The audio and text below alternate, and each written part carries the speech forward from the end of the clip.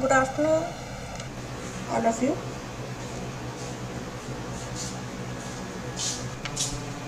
Am I audible?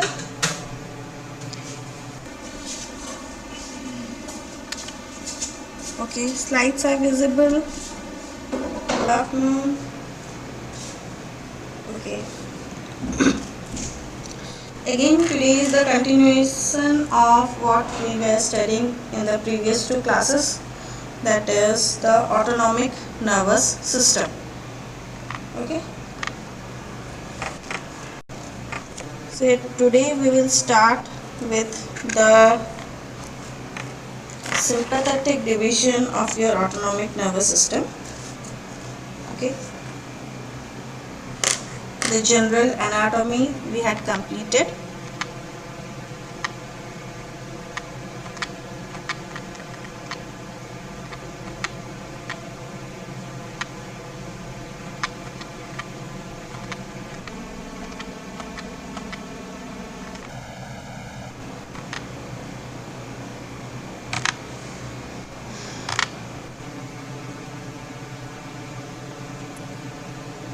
Okay, so we had studied last class about the neurons, that is the preganglionic and the postganglionic neurons.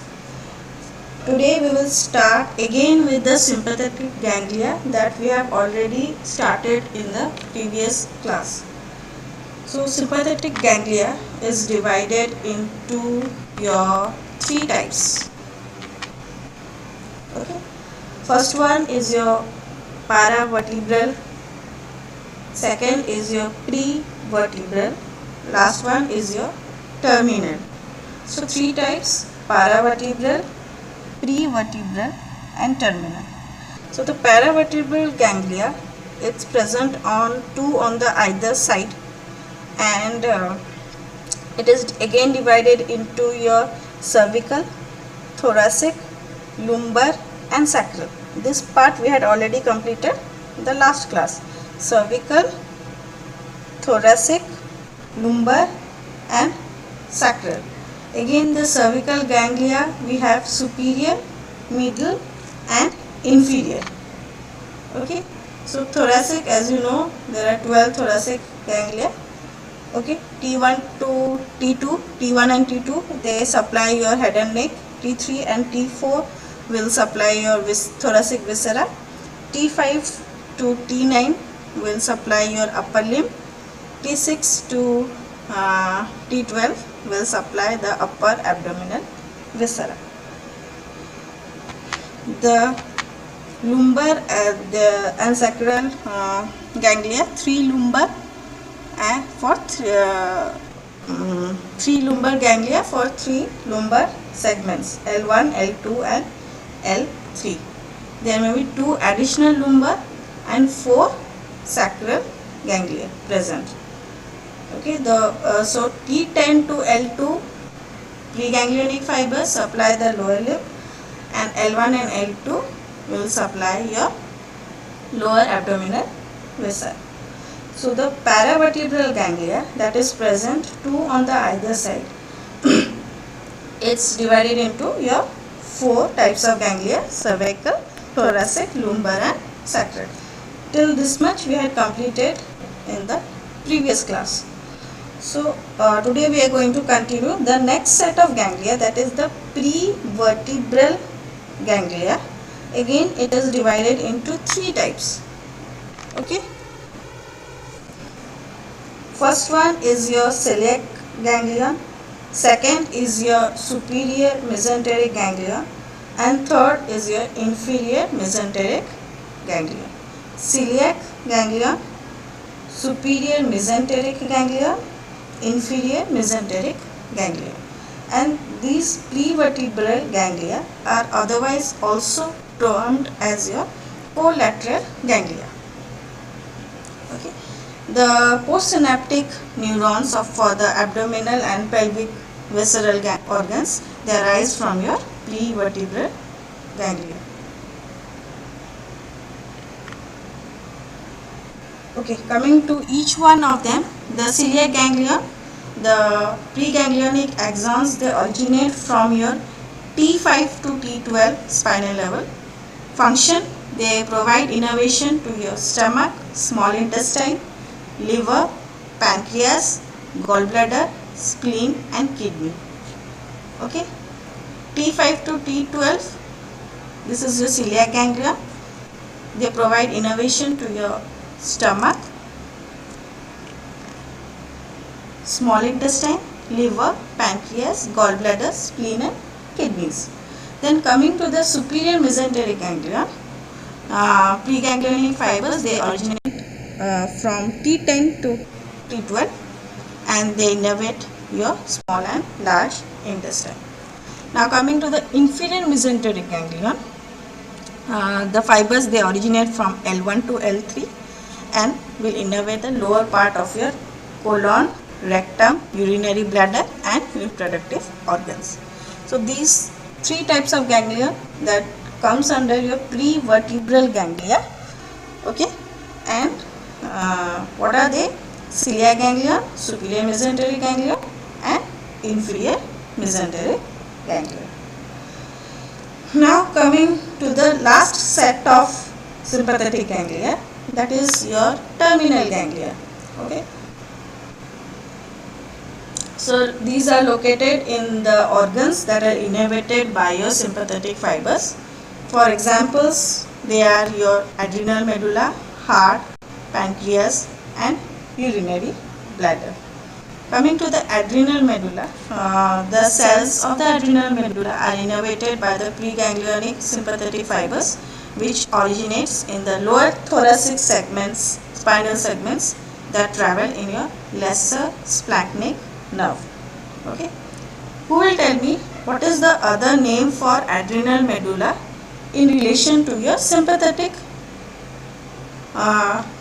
division? Any other name given to the adrenal medulla in relation to the acting as a sympathetic ganglion?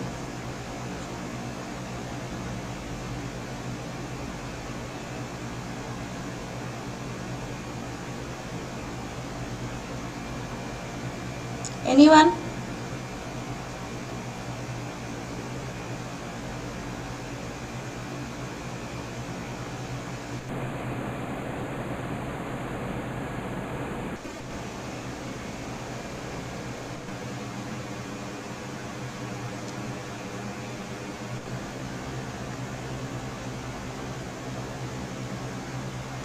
Do you want me to repeat the question? The other name for adrenal medulla in relation of them having functions as your sympathetic fibers. Okay. Yes is over now. Answers.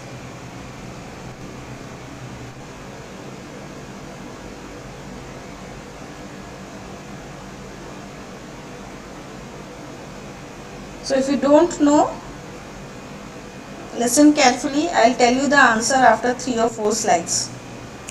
Okay.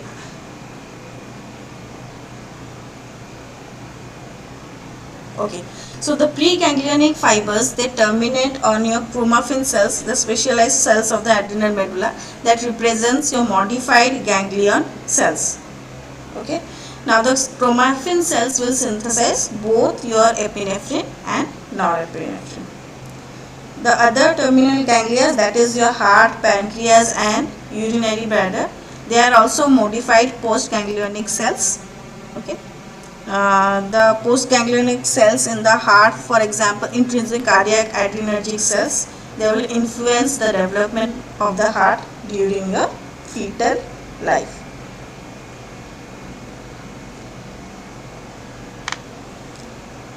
Now coming to the neurotransmitters that are secreted from the sympathetic division.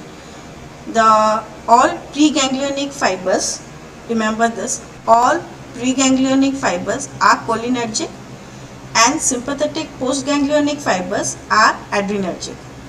Okay. All preganglionic fibers are cholinergic and sympathetic postganglionic fibers are adrenergic.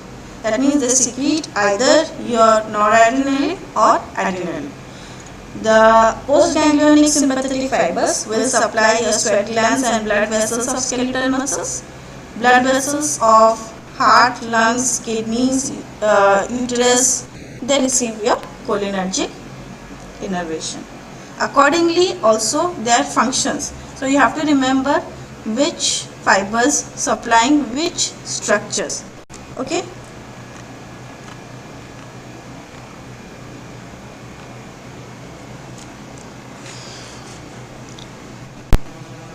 Now coming to this table, preganglionic neurons from your spinal segments and the structures innervated by the postganglionic fibers. So T1 and T2, see, it is dilator pupillae, Mueller's muscles, blood vessels, sweat glands of your head and neck. T3 and T4, they supply your heart, esophagus, trachea, bronchi and lungs. T5 to T9, blood vessels and sweat glands of your upper limbs. T6 to T12, GI tract, liver, urinary tract, adrenal medulla and spleen. T10 to L2, that is they supply your blood vessels, sweat glands of your lower limbs. So T5 to T9, blood vessels and sweat glands of upper limbs. T10 to L2 is your blood vessels and sweat glands of your lower limbs. L1 and L3 will supply bladder, uterus, fallopian tube, testes, vas deferens, seminal vesicles and prostate. Okay, so these are the preganglionic neurons and the structures that are innervated by the postganglionic neurons. Now coming to the functions or responses of sympathetic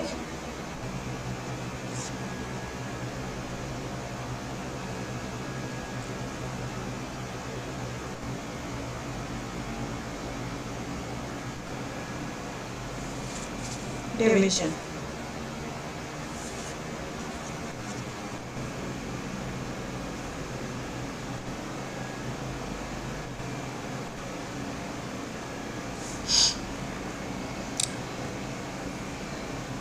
So there are two types of responses based on the activities. First one is your basal level activity, that is just the introduction or the start of any response, and then is the widespread response, that means during any emergency situations.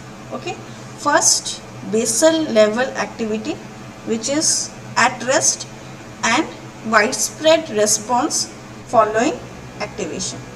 So what is the meaning of this basal sympathetic activity?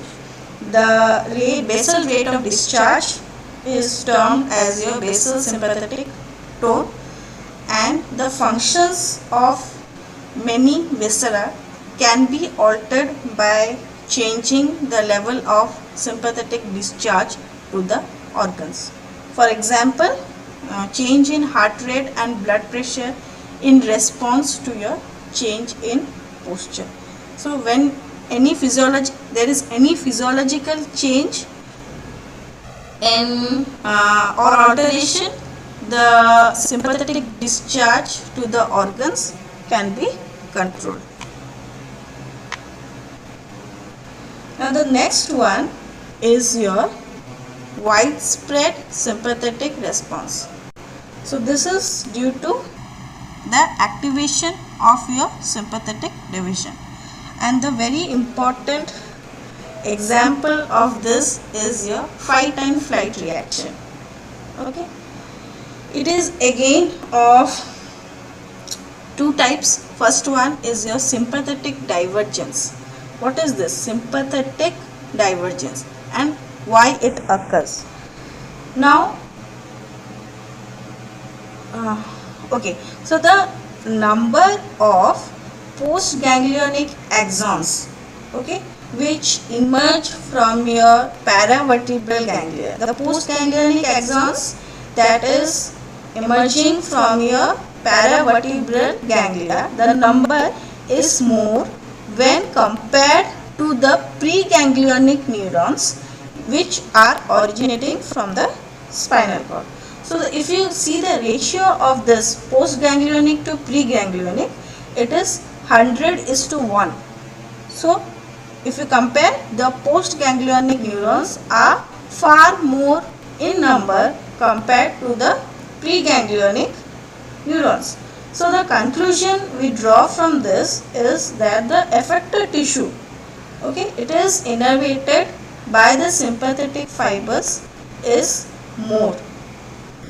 Okay, the effector tissue innervated by the sympathetic fibers are more, because the preganglionic neurons are far more compared to the postganglionic neurons are far more compared to the preganglionic neurons.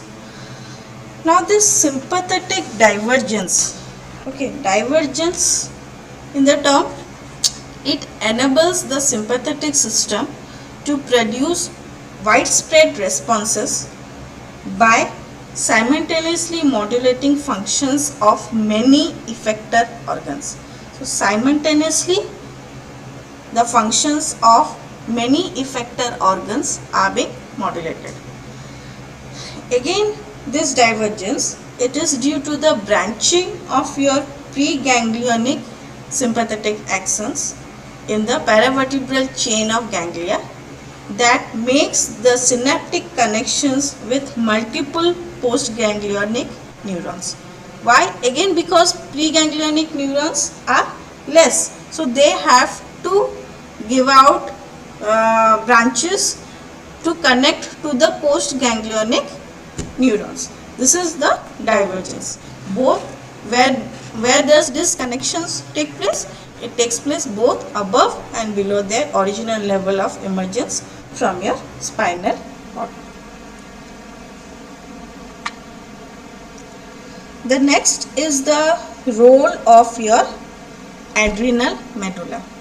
Okay, so I had asked you a question, what is the other name for your adrenal medulla in connection to your sympathetic division?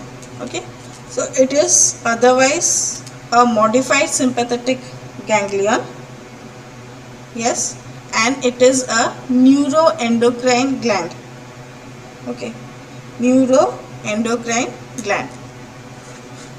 The sympathetic system, it activates the hormonal mechanism to achieve its widespread responses.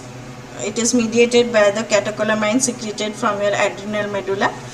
Okay, the adrenomedullary secretion by your sympathetic activation, it forms your physiological basis of divergence for widespread sympathetic response. And adrenal medulla is a neuroendocrine gland which is a modified sympathetic ganglion.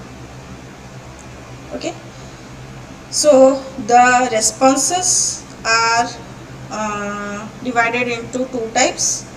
One is the basic one, other one is the widespread one.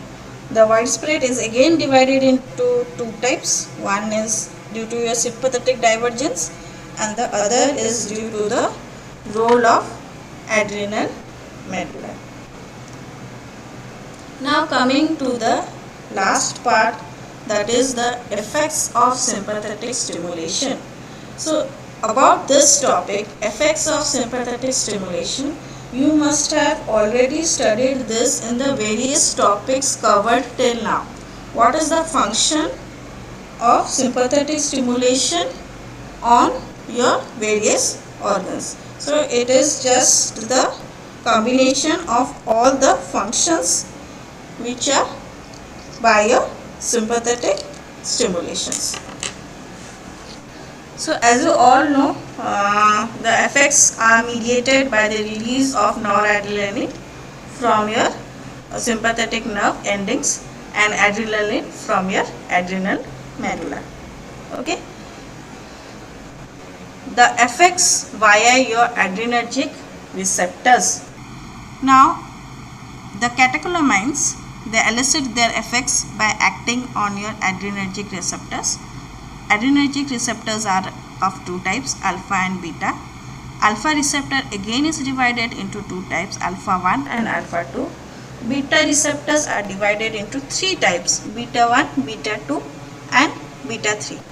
And the beta receptors are more sensitive to your adrenaline, and alpha receptors are sensitive to your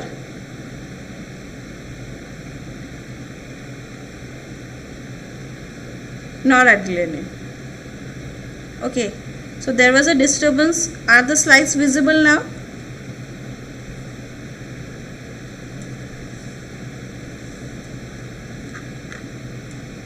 Okay.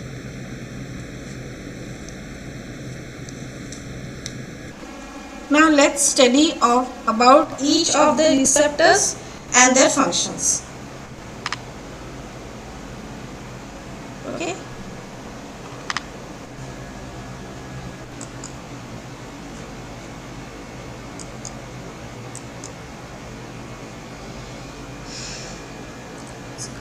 As you all know, alpha receptor is divided into your alpha 1 and alpha 2 receptors. So coming first to the alpha 1 receptor, what happens to its stimulation? Okay, first, where are they present? Okay, and what is the function? So you have to remember this, where are these receptors present and what is their function. The alpha 1 receptors are present in your vascular smooth muscles of cutaneous and splanchnic circulation, sphincters of bladder and GI tract, and radial muscles of iris. Okay, present in vascular smooth muscles of cutaneous and splanchnic circulation, sphincters of bladder and GI tract, and radial muscle of iris. And what is the function? Stimulation causes your contraction or constriction. Contraction or constriction. They are sensitive to adrenaline and noradrenaline, and it is mediated by your intracellular IP3. So this is the only one receptor that is mediated by your intracellular IP3. The rest all are mediated by your cyclic AMP. Now coming to the effects of alpha 2 stimulation. Where are they present? In the presynaptic nerve ending wall of GI tract, platelets and adipocytes. The function is relaxation or inhibition of your structure. Okay, so alpha 1 was contraction and constriction, alpha 2 is relaxation or inhibition, and they are mediated by decreased formation of intracellular cyclic AMP. Okay, so the alpha receptors, alpha 1 and alpha 2. Coming to the beta receptors, they are again divided into three types, beta 1, beta 2 and beta 3. So beta 1 receptors, these are present in your SA node, AV node and ventricular muscles, and the stimulation will cause excitation of these structures. Function is excitation. Okay, they are more sensitive to adrenaline than noradrenaline, and the effects are mediated by increased formation of your intracellular cyclic AMP. Okay, it causes your excitation. Stimulation causes your excitation. Now coming to beta 2 stimulation. Okay, these are present in your blood vessels of skeletal muscles, bronchial smooth muscles and wall of GI tract, and the stimulation will cause relaxation. So B1 was excitation, B2 is relaxation, and they are more sensitive to adrenaline than noradrenaline, and the effects are mediated by change in the level of your intracellular cyclic AMP. Now coming to the last one, B3 stimulation. These are present only in your adipose tissues and they cause lipolysis, and again effect is mediated by increase in level of intracellular cyclic AMP. So if you conclude all these receptors, okay, adrenergic receptors, alpha and beta, So alpha is alpha 1, alpha 2, beta is beta 1, beta 2, beta 3. Okay. So alpha 1, it is present in your vascular smooth muscles of cutaneous and splanchnic circulation, then present in your GI tract, sphincters of your bladder, and it causes your contraction and constriction. Alpha 2, it is present in your presynaptic nerve endings, then you have walls of your GI tract, and it causes your relaxation or inhibition. Okay, just the opposite of alpha 1. So alpha 1, contraction and constriction, alpha 2, relaxation or inhibition, beta 1, it is present in your SA node, AV node, and it causes excitation.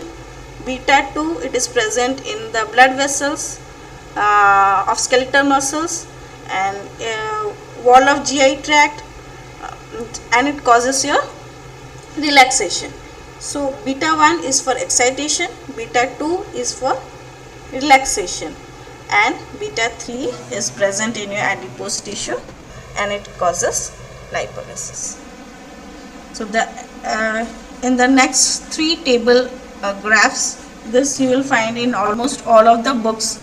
Okay, try to remember the effect of your sympathetic and parasympathetic stimulation. So parasympathetic we have not studied till now, but in the next class we will study. Okay, the sympathetic stimulation, eye, dilator pupillae, sphincter pupillae, ciliary muscles, Mueller's muscles.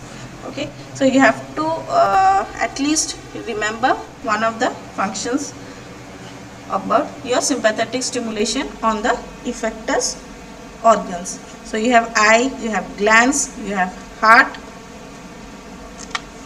blood vessels, cutaneous, skeletal, visceral, coronary, cerebral. Okay, then you have lung, skin, GI tract,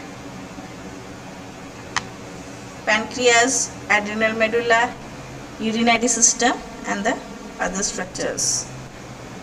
Okay, so which are the receptors of the sympathetic system and what is their functions on your effector organs. So we have complete. Okay, this is important. Fight or flight response. Okay, already we have seen about this in your previous endocrine system. Okay, so I have noted down some of the important examples of your fight or flight response.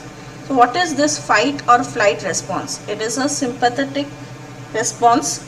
Okay, which is again comes in your widespread response of sympathetic activation. Okay, it occurs during your emergency situations, and the responses are due to the secretion of your catecholamines from your adrenal medulla. Okay, and it is due to your sympathetic stimulation. So what are the effects of this fight or flight response on the various organs? Okay, so if we take into account CVS, okay, it increases the blood pressure due to increased cardiac output and vasoconstriction. The first effect, CVS increases blood pressure due to increased cardiac output and vasoconstriction. In your lungs, it increased exchange of blood gases which occurs due to your stimulation of your respiratory rate and dilation of your bronchiolar tree. Ultimately, this will increase the supply of oxygen to your tissues. Okay. Then sympathetic stimulation of your salivary gland will decrease salivary secretion. CVS increases the blood pressure. Lungs, the increased exchange of blood gases will release to the increased supply of oxygen to the tissue. Salivary gland, it decreases your salivary secretion. Then supply of metabolic substrates increases, again which is a very important component of your effective stress reaction. the glycogenolysis increases the plasma glucose concentration, and lipolysis will promote plasma free fatty acid level. All this again we have already studied in your previous classes, okay, endocrine classes. Sympathetic stimulation of sweat glands will cause secretion of the watery fluid and the evaporation of your body heat. Then activation of piloerector muscles of hair follicles will cause a very important mechanism, that is your hair standing on skin. What happens to this hair erection? It helps in the preservation of your body temperature, and it gives a ferocious appearance to threaten enemy.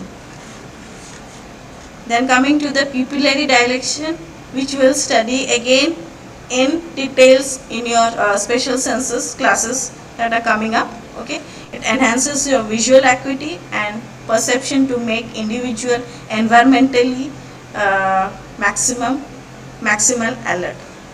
Then stimulation of the brainstem reticular system, it makes individual maximally alert and mentally conscious to take any appropriate decision in quick successions. Then activity of bowel and bladder temporarily ceases due to the constriction of sphincters. So all these are some of the examples of your effects on the different organs due to your fight or flight responses. Okay. So we are over with today's class. The sympathetic division of ANS is completed along with the different neurons and ganglia and their functions. Next class is parasympathetic divisions. Okay. So we'll study it in the next class, and our NS will be completed in your next class. So if you have any doubt till now in NS, you can ask me. Otherwise, we will complete